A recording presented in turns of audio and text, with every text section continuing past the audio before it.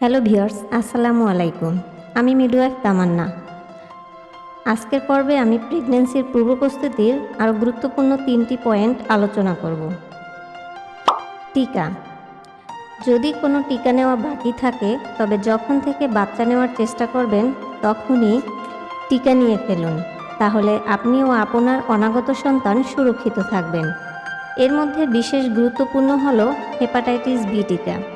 কেন এই টিকা নেওয়া জরুরি?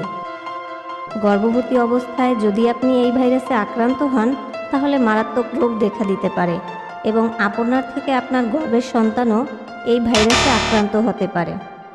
গর্ভবতী অবস্থায় এই টিকা নেওয়া যেতে পারে, তবে একজন ডক্টরের পরামর্শে।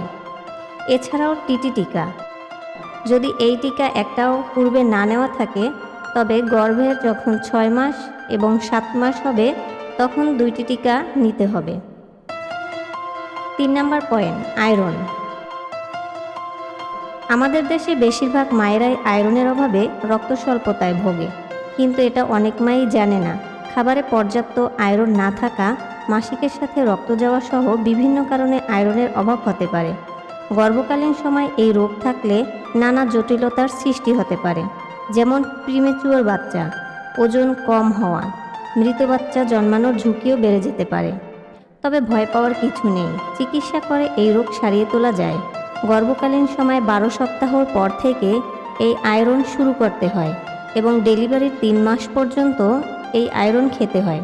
এছাড়াও পুষ্টিকর খাবার যেমন সবুজ শাকসবজি, ফলমূল ইত্যাদি থেকেও আয়রনের ঘাটতি পূরণ করা সম্ভব। 4 নাম্বার, ভিটামিন ডি ও ক্যালসিয়াম। ভিটামিন ডি ও ক্যালসিয়াম আমাদের হাড়, দাঁত, মাংসপেশি সুস্থ রাখতে সাহায্য করে।